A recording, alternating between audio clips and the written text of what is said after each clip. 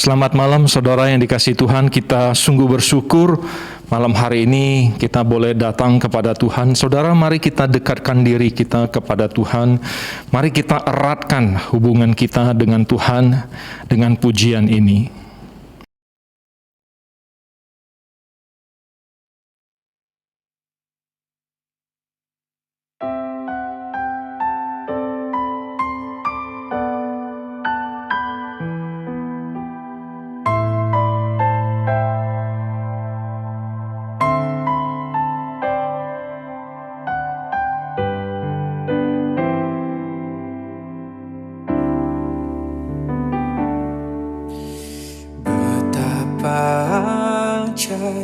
Dan dahsyatnya Tuhan kejadianku,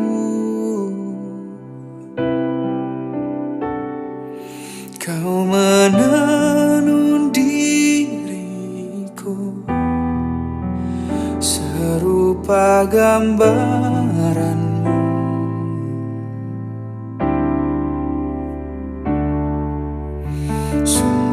Berharga di mata-Mu Tuhan kehidupanku. Kau membawa hatiku mendekat erat dengan hati-Mu.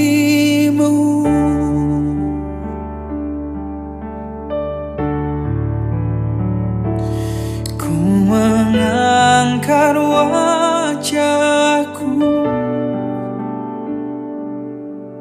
memandang keindahan-Mu, Yesus. Syukur bagi kesetiaan-Mu di sepanjang hidupku. Dan ku angkat tanganku ke tahta kasih dan karunia-Mu.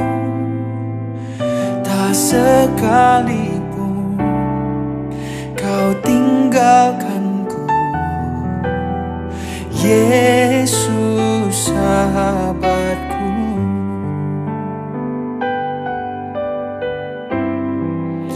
Oh, betapa ajaib dan dahsyatnya Tuhan kejadianku.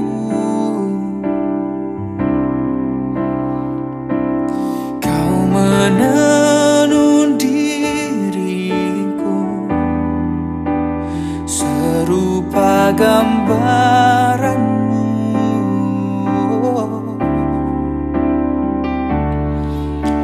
Sungguh berharga di mata-Mu Tuhan kehidupanku. Dan Kau membawa hatiku mendekat erat dengan hati-Mu.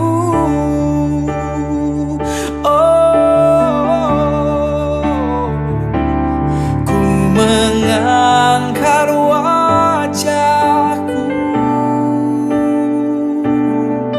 memandang keindahan-Mu, Yesus. Syukur bagi kesetiaan-Mu di sepanjang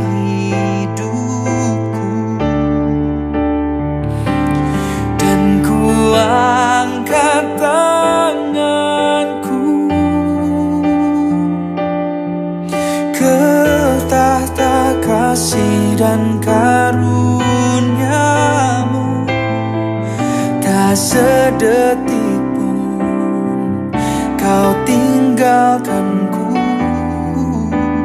Yesus sahabatku.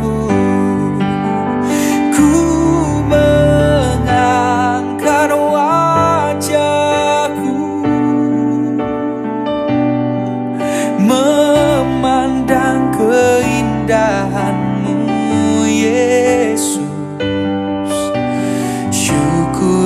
lagi kesetiaan-Mu di sepanjang hidupku. Dan ku angkat tanganku ke tahta kasih dan karunia-Mu. Tak sekalipun Kau tinggalkanku, Yesus sahabatku.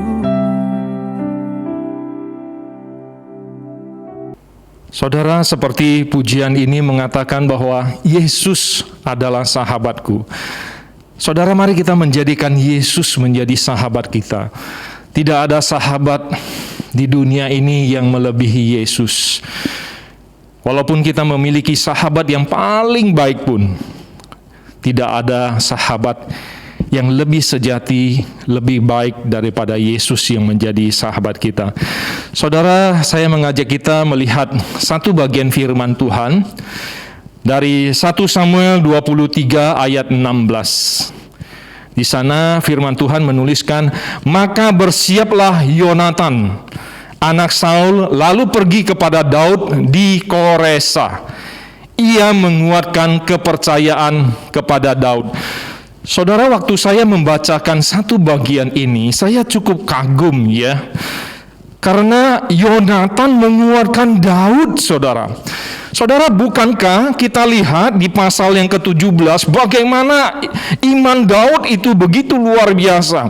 Di antara semua orang Israel yang mau berperang dengan bangsa Filistin yang sudah berhadapan di medan peperangan, saudara, tidak ada satupun dari orang Israel, tentara Israel yang ada di sana itu beriman seperti Daud.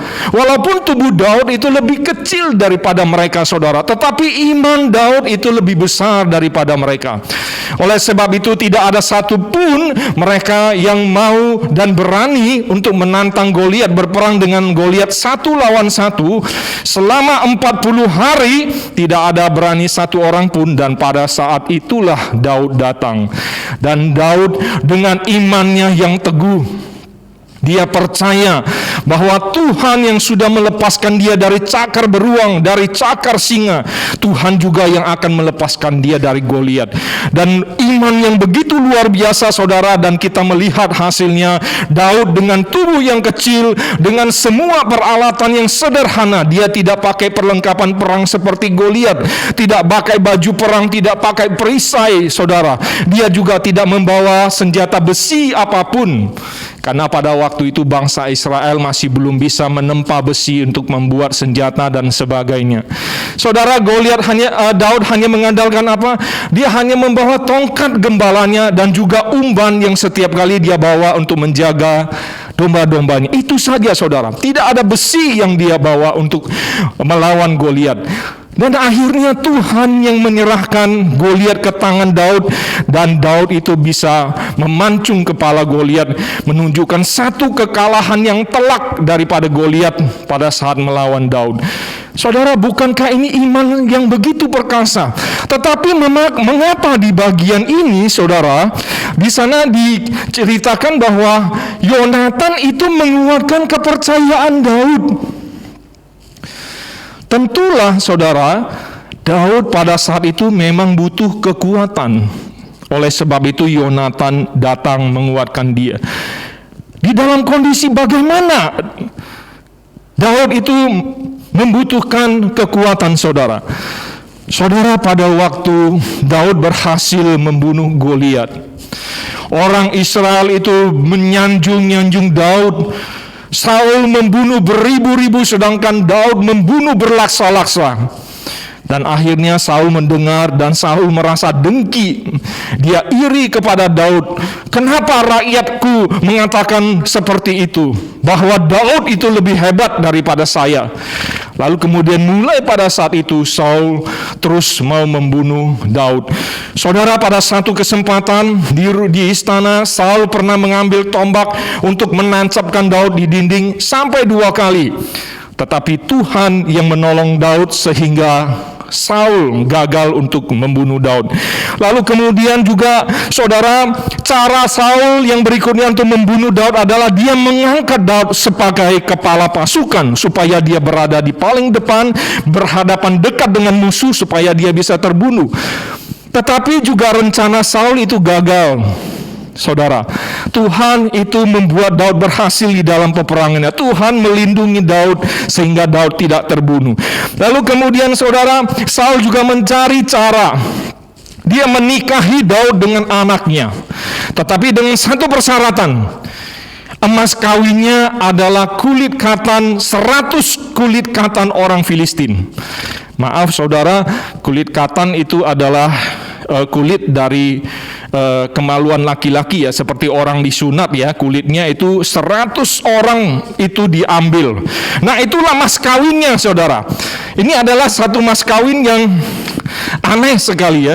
Memang saudara, Saul merencanakan supaya Daud itu bisa terbunuh dengan meminta 100 kulit katan orang Filistin itu. Saul berpikir demikianlah Daud bisa terbunuh. Lalu kemudian gagal total lagi saudara. Karena Tuhan begitu menyertai Daud sehingga Daud terlepas dari semua itu. Dan singkat kata saudara, Yonatan tahu, anak dari Saul ya, orang yang memusuhi Daud ya, Yonatan ini tahu bahwa bapaknya ini begitu getol mau membunuh Daud. Lalu sampai Yonatan itu menasehati papanya. Kenapa papa mau membunuh Daud? Bukankah Pak Daud itu sudah melakukan banyak perintahmu, memerangi banyak orang dan dia berhasil? Mengapa papa mau membunuh dia? Lalu kemudian di sana Saul berjanji tidak akan membunuh Daud. Tetapi sekali lagi saudara, Saul itu masih tetap terus, dendamnya itu tidak bisa habis, iri hatinya itu tidak habis saudara. Lalu kemudian dia pernah saudara sekali lagi di dalam istana mengambil tombak untuk mau menancapkan Daud. Dan sekali lagi saudara, Daud luput dari rencana pembunuhan Saul. Tuhan yang terus tetap melindungi Daud sehingga Daud tidak terbunuh. Lalu kemudian saudara, Saul mengejar Daud lagi. Pada saat Daud tidur di rumah ya dengan istrinya, yaitu anaknya Saul, Daud itu mau datang Saul mau datang untuk membunuh Daud pada saat Daud tidur di rumahnya. Tetapi sekali itu juga gagal, saudara. Lalu kemudian setelah saudara, Daud melihat situasi seperti itu dan Daud melarikan diri ke tempat lain supaya dia bisa selamat. Saul juga menyuruh orang untuk mengejar dia. Dan sekali lagi gagal lagi saudara. Lalu kemudian Saul itu tidak putus asa saudara. Lalu kemudian setelah orang-orang suruhannya gagal sampai 3 kali, Saul sendiri yang pergi untuk mengejar Daud, untuk membunuh Daud. Begitu getol hatinya untuk membunuh Daud saudara. Lalu kemudian Daud lari sampai dia lari ke kota bangsa asing, yaitu di Gad, Filistin saudara, supaya dia itu bisa lepas dari kejaran Saul. Dia begitu ketakutan saudara. Dan kita tahu karena begitu takutnya dia lari sampai dia pernah berbohong dengan seorang imam di Nob. Pada saat dia lapar mau makan roti dan mau ngambil pedang Goliat, dia pernah berbohong dan akhirnya imam itu dan semua penduduk di Nob itu dibunuh oleh Saul. Dan Daud menyesali kebohongannya itu karena memakan korban yang begitu banyak. Saudara, Daud lari dan lari terus di dalam pelariannya sampai suatu saat saudara bisa lihat di dalam gambar ya.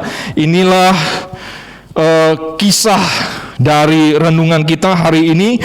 Yonatan tahu kesusahan Daud. Dia begitu dikejar, Daud bersembunyi di pegunungan, di padang gurun Zif. Dia mencari goa-goa dan dia tinggal di sana. Lalu Yonatan datang, saudara.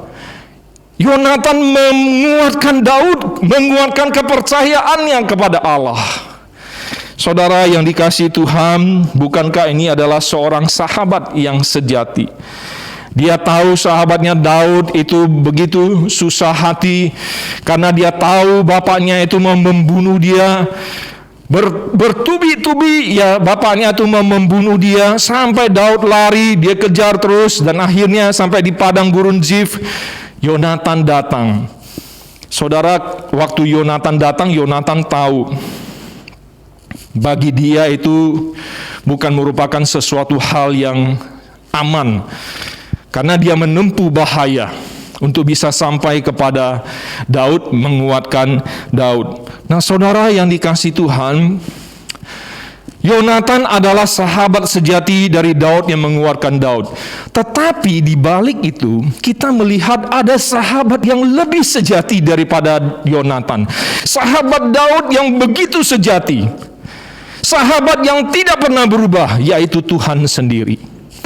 Bukankah sudah berkali-kali Tuhan menyelamatkan Daud dari segala mara bahaya? Walaupun permasalahannya terus bertubi-tubi, saudara, Tuhan terus melindungi Daud. Dan rencana pembunuhan Saul kepada Daud itu gagal, saudara. Saudara yang dikasihi Tuhan, Tuhan Allah lah yang memakai Yonatan untuk menguatkan Daud. Jadi bukan karena kemauan Yonatan sendiri, tetapi karena Tuhan begitu mengasihi Daud. Tuhan mau mengajar Daud. Tuhan yang memberikan kekuatan kepada Daud melalui Yonatan. Padahal Yonatan itu adalah anak dari seorang yang mau membunuh dia.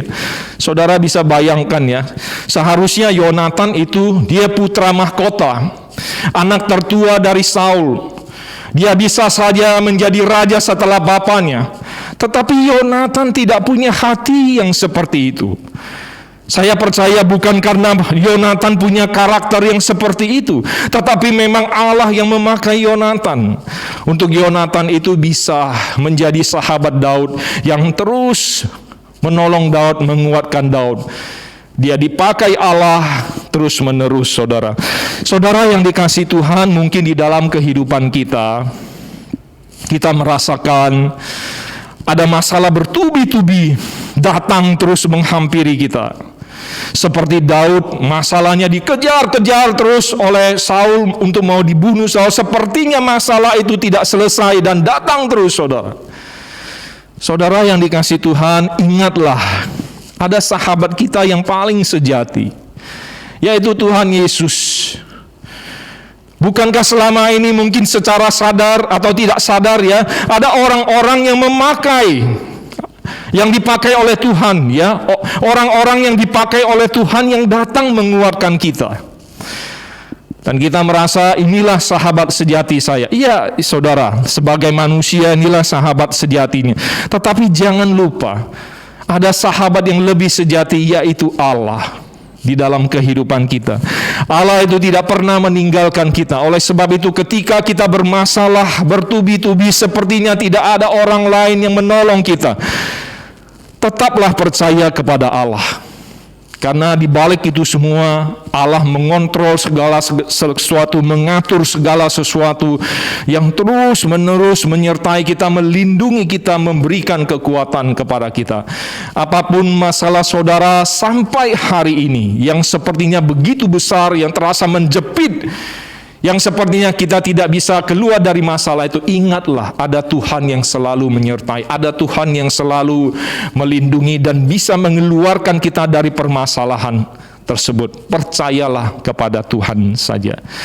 Saudara, Tuhanlah yang menjadi kekuatan kita.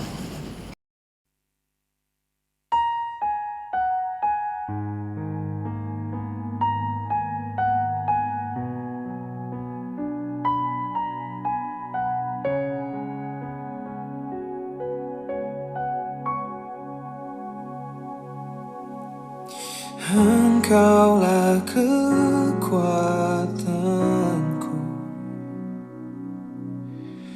tempat perlindunganku di saat badai menerpa. Aku tak akan goyah, aku tak akan goyah, sebab Kau sertaku.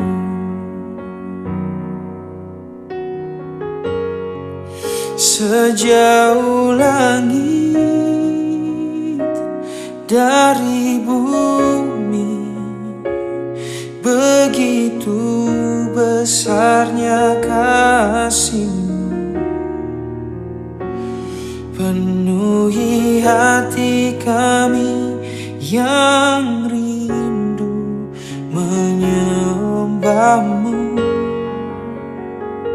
Yesus, sejauh langit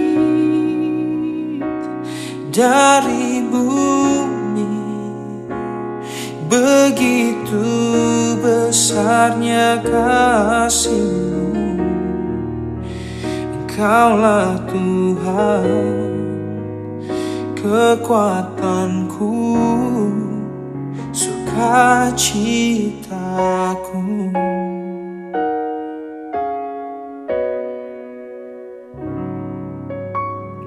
Engkaulah kekuatanku,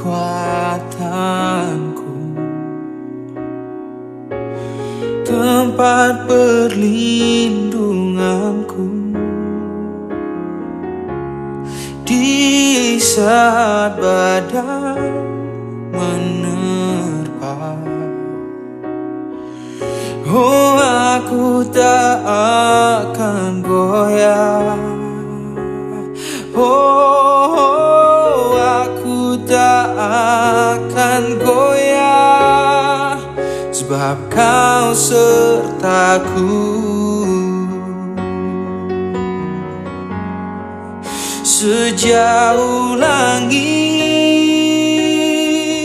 dari bumi, begitu besarnya kasih-Mu, penuhi hati kami yang rindu menyembah-Mu. Oh Yesus, sejauh langit dari bumi, oh begitu besarnya kasih-Mu. Engkaulah Tuhan, kekuatanku, sukacitaku. Oh, sejauh langit dari bumi, oh begitu besarnya kasih-Mu. Oh, penuhi hati kami yang rindu menyembah-Mu. Yesus, sejauh langit dari bumi, oh begitu besarnya kasih-Mu. Engkaulah Tuhan, kekuatanku, sukacitaku.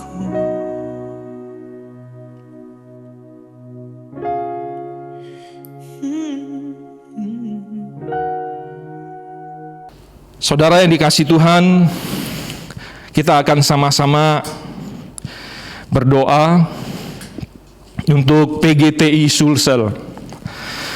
PGTI Sulsel mohon didoakan persiapan gereja-gereja PGTI Sulsel merayakan Natal. Beberapa bulan lagi kita akan sama-sama merayakan Natal ya saudara. Semoga pandemi di bulan Desember itu tidak mengganas sehingga kita bisa mengadakan perayaan Natal secara onsite ya. Sehingga tetap merasakan kehangatan dan semangat Natal tahun ini. Mari kita sama-sama bersatu di dalam doa. Bapa di surga, kami berdoa ya Tuhan untuk gereja-gereja PGTI di dalam naungan PGTI Sulsel ya Tuhan. Kami serahkan semuanya untuk gereja-gereja yang mengadakan persiapan. Mungkin mereka akan mengadakan persiapan perayaan secara online atau onsite. Tuhan yang memberkati semuanya sehingga semua perencanaan itu boleh dipersiapkan dengan baik. Khususnya gereja yang mengadakan perayaan secara onsite, Tuhan yang berkati semuanya sehingga semua jemaat yang hadir itu boleh tetap menjalani protokol kesehatan yang ketat dan boleh tetap punya hati dan semangat untuk merayakan Natal, punya kerinduan untuk merasakan Natal, punya kerinduan untuk datang menyembah Tuhan di dalam suasana Natal. Kami serahkan semuanya ke dalam tangan-Mu, Tuhan. Kiranya Tuhan yang memberkati, Tuhan yang menolong semua gereja-gereja yang mengadakan persiapan. Yang kedua, mari kita juga berdoa untuk gereja-gereja memberikan perhatian lebih kepada kaum lansia yang terbatas keluar rumah, supaya mereka juga boleh terhiburkan dengan perhatian dari gereja. Kita berdoa. Bapa di surga, kami berdoa ya Tuhan untuk kaum lansia di gereja manapun ya Tuhan. Mereka adalah orang-orang yang rentan sekali terkena virus. Oleh sebab itu mereka tidak bisa sering-sering keluar rumah. Mungkin juga mereka belum bisa datang beribadah. Kami serahkan mereka ke dalam tangan-Mu ya Tuhan. Biarlah Engkau yang menolong semua orang-orang gereja pengurus yang boleh memperhatikan kaum lansia ini sehingga mereka tidak merasa tersendiri ya Tuhan. Mereka tidak merasa tertinggal ataupun merasa bosan dan sebagainya. Ada orang yang terus memperhatikan mereka ya Tuhan, sehingga iman rohani mereka boleh tetap terjaga. Kami serahkan semua kaum lansia ke dalam tangan-Mu. Biarlah Tuhan pakai orang-orang untuk memperhatikan, menghiburkan dan menguatkan mereka. Terima kasih Tuhan. Kita juga berdoa untuk jemaat senantiasa menjalani prokes yang ketat dan mengikuti vaksinasi. Dan juga kita berdoa untuk kerjasama yang erat antara gereja-gereja PGTI Sulsel. Mari kita sama-sama bersatu di dalam doa. Bapa di surga, kami berdoa ya Tuhan untuk semua jemaat di dalam naungan PGTI Sulsel. Kami berdoa supaya mereka itu tetap menjalani protokol kesehatan. Baik itu pada saat mereka beribadah di gereja ataupun mereka beraktivitas di luar rumah mereka, sehingga mereka boleh tetap sehat dan keluarga mereka sehat, dan ketika mereka datang ke gereja mereka juga tidak menyebarkan virus ya Tuhan, dan membuat semua orang itu semua bisa merasa nyaman semuanya, dan semuanya boleh terlindungi. Kami juga berdoa supaya mereka diberikan kerinduan untuk mengikuti vaksinasi, karena vaksinasi itu begitu penting buat mereka, untuk mereka boleh tetap terus terjaga, dan kalau mereka terpapar dan mereka boleh cepat disembuhkan. Terima kasih ya Tuhan. Kami juga berdoa ya Tuhan untuk kerjasama yang erat antara gereja-gereja di naungan PGTI Sulsel. Biarlah di dalam masa pandemi ini gereja-gereja boleh tetap berada di dalam kerjasama yang baik untuk melakukan segala sesuatu yang berarti, yang berhubungan khususnya dengan pandemi ini ya Tuhan. Bagaimana membantu vaksinasi, bagaimana membantu orang yang sakit untuk disembuhkan ya Tuhan. Semuanya kami serahkan ke dalam tangan-Mu. Biarlah ada satu kerjasama yang baik sehingga nama-Mu yang dimuliakan melalui kegiatan kerjasama gereja PGTI Sulsel ini. Terima kasih Tuhan Yesus. Saudara, yang terakhir kita berdoa untuk Pendeta Yosef Kristianto. Beliau yang akan berkhotbah minggu ini ya, ibadah minggu tanggal 10 Oktober, dan kita juga berdoa untuk jalannya ibadah, untuk semua penata layan dari atas mimbar dan dari bawah mimbar, semuanya Tuhan yang memberkati sehingga semua jalannya ibadah, semua peralatan Tuhan berkati, dan ibadah itu boleh sungguh memberkati setiap jemaat yang hadir, dan juga firman Tuhan pakai untuk memberkati jemaat dan sungguh memuliakan nama Tuhan. Mari kita berdoa. Bapa di surga, kami berdoa ya Tuhan untuk Pendeta Joseph Kristianto, hamba-Mu yang akan berkhotbah minggu ini melalui rekaman. Pakailah firman Tuhan yang sudah Engkau titipkan kepadanya dan Dia sampaikan melalui rekaman untuk memberkati kami semua ya Tuhan di dalam bulan misi ini. Dan hamba-Mu yang Engkau pakai di dalam pelayanan misi ini, biarlah mengajari kami, memberikan kami satu wawasan untuk kami lebih memahami tentang misi. Bukan hanya memahami, tetapi memiliki kerinduan untuk bermisi sesuai dengan kehendak Tuhan. Kami menyerahkan hamba-Mu ini ke dalam tangan-Mu. Tuhanlah yang menolong hamba-Mu ini, supaya di dalam semua proses rekaman yang akan ia lakukan, ya Tuhan, semuanya boleh berjalan dengan baik, sehingga firman-Nya boleh memberkati kami semua. Kami juga berdoa ya Tuhan untuk jalannya ibadah minggu ini. Kami berdoa untuk WL, untuk singers, untuk pemusik, untuk semua penata layan yang lain yang terlibat di dalam pelayanan minggu ini. Kiranya Tuhan yang memakai mereka, yang menolong mereka, sehingga mereka boleh mengoperasikan, menjalankan semua tugas dan tanggung jawab pelayanan mereka dengan baik, dan ibadah-Mu ini boleh dari awal sampai akhir berjalan dengan baik ya Tuhan, sehingga nama-Mu yang sungguh dimuliakan di dalam ibadah ini. Terima kasih ya Tuhan, inilah yang menjadi doa kami. Kami serahkan semuanya doa-doa kami ini ke dalam tangan Tuhan. Di dalam nama Tuhan Yesus kami sudah berdoa dan mengucap syukur. Amin. Saudara yang dikasihi Tuhan, demikianlah doa kita malam hari ini, dan biarlah kiranya Tuhan yang memberkati kita pada malam hari ini, Tuhan yang memberikan istirahat kepada kita yang baik, dan Tuhan yang terus menolong kita supaya kita itu boleh menjaga kesehatan kita, sehingga semua orang yang ada di sekitar kita itu boleh di dalam keadaan yang sehat. Selamat malam, Tuhan Yesus memberkati. Amin.